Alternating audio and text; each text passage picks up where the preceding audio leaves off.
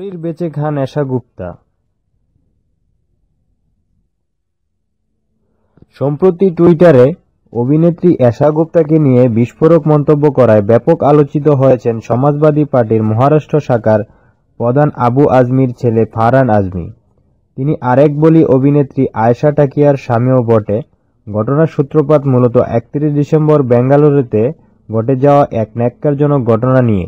ওই দিন নববর্ষ উদযাপন করতে গিয়ে কয়েকজন নারী যৌন নির্যাতনের শিকার হন। এরপরই ফারহানের বাবা আবু আজমি মন্তব্য করেন, সন্ধ্যের পর নিজের স্বামী অথবা বাবা ছাড়া কোনো পুরুষের সঙ্গে মেয়েদের বাড়ির বাইরে যাওয়া উচিত নয়, সেটা আমাদের দেশের সংস্কৃতি বিরোধী।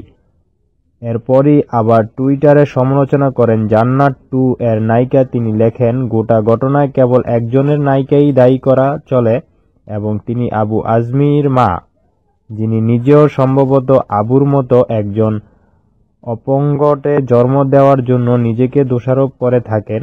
এতেই ক্ষেপে গেছেন আবুর ছেলে ও আয়েশা টাকিয়ার স্বামী ফারহান। টুইটারে তিনি লেখেন, যারা শরীর বেচে খায় তাদের আমরা বেশ্যা নাম দিয়ে অপমান করে থাকি, আর যারা বহু মানুষের সামনে নিজের শরীর দেখিয়ে কোটি কোটি টাকা রোজগার করে তাদেরই বা সম্মান দেব কেন?